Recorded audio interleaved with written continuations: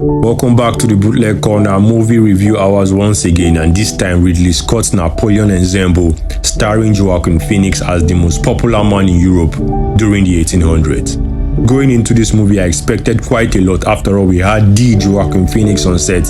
We all saw his performance in The Joker. We knew how amazing that was. So I was really looking forward to this experience. Now at the end of the movie, I would say my thoughts and opinions are quite different from what I felt at the start. Commonly described as a caustic and upstart who found his way to the throne, Ridley Scott and Joaquin Phoenix made no plans to disabuse us of the notion, showing us Napoleon's rise from a mere army captain to the Emperor of France. Madame Guillotine is in vogue and deposed French nobles are delivered to our embrace daily, while the new Senate and politicians, led by Robespierre, joust and debate the fate of the country.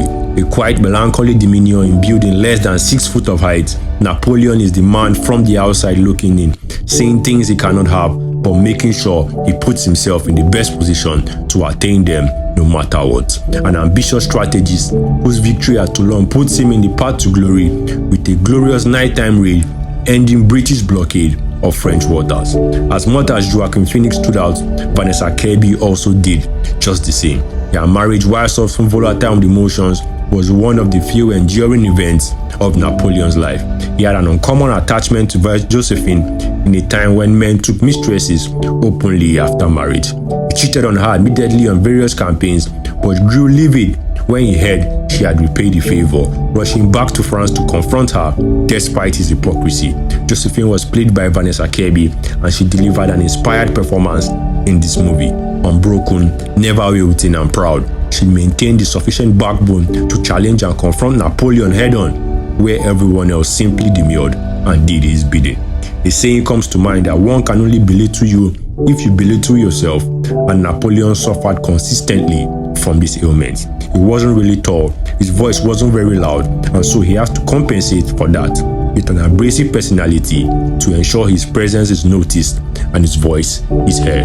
As seen in the movie, he had a chip on his shoulder, seeing slights and insults at every corner, thus spurring him even further. Where they led him in the end is up for debate, but you'll find a common theme amongst history's most popular figures. That invisible chip, that unseen insult, slight, or jibe is the fire that scorches through, blazing everything in their path. One thing I must question and point out is the common theme with dictators throughout history who have used conflict and war as a distracting tactic in hard times. Napoleon went around Europe fighting wars in countries he did not belong in, rather than pushing forward the ideals of the French Revolution and making life better for the French people.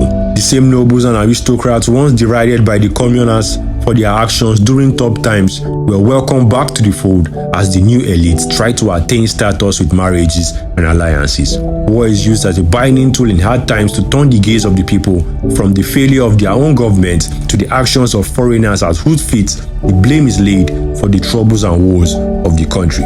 As long as you can espouse ideals of honor and patriotism and make opposition to these ideals seem like treason, you can wage a 1,000-year war as long as you keep winning, even if your people are starving. France was no better off with Napoleon at the helm. He did not reduce hunger or poverty, rather he took a significant number of able-bodied men to die in distant battlefields around Europe. He merely traded the evil aristocratic class for an uncaring, selfish, and ambitious taskmaster in Napoleon. Also, seeing the extent and limit of warfare in this movie also lets you know how advanced and dangerous the world has become in the 200+ years since the Napoleonic Wars. Imagine time traveling a plane or an armored tank into this era. That's a movie idea on its own, so whichever producer adopts it, give me a call for the credit. Back to the topic, warfare here is limited to movements on horses, slow wooden ships, cannons, rifles, and swords. Here more than ever, the physical battlefield is where most victories are won, not sitting behind a computer, firing at enemies who could be in another continent entirely. Napoleon replaced the previous army general who was previously a court painter, which goes to show the level of indiscipline and unseriousness that plagued the French army before his time. He turned then from that to an efficient and effective war machine until his disastrous campaign in Russia and Waterloo. It's also crazy to see that they were not interested in wearing any kind of body armor during battle. During medieval and earlier times, they had helmets, chainmail, and shields, when war was done with swords and arrows. Now that they had guns that even had a longer range of kill, it's weird to see that they went away from any sort of protection. They wore no armor or no helmets of any sort. It was simply army uniform and the hat, basically a hope and pray method that bullets would whiz past you in the thick of it. The drummers were also quite hilarious, just marching with drums and nothing else. This thing here made me laugh quite a bit. Why is the drummer standing so close to the soldiers in the line of fire? And not surprisingly, he gets shot to pieces by a cannonball. Now, my major issue with the movie was it seemed to lack the bite or the character to go in for the kill. This was a solid movie all around, but did not have that extra gumption or will or venom to wrap up the brilliance they put together. It needed a bit of action, flair, or drama that would have turned and elevated it beyond the heights. I couldn't put a finger on the pulse of the movie at too many points. Where I expected them to rally and define a scene, they simply let it fall, and so many moments were lost to decisions and indecisions like this. Everything needed was available for this movie: casting, plot, believability, action scenes, and all that.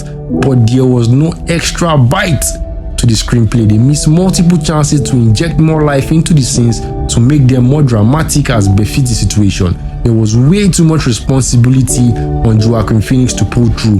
His voice is already not boisterous or loud, so they should have put people with more vocal presence in the script or allow the actors to inject more intent into their words and actions. This is a movie that can be defined by the term almost, because they were close to the target, but due to either deliberate or indeliberate negligence, they were stuck in middling ground. It was not bad enough to suck, but also not good enough to be a masterpiece.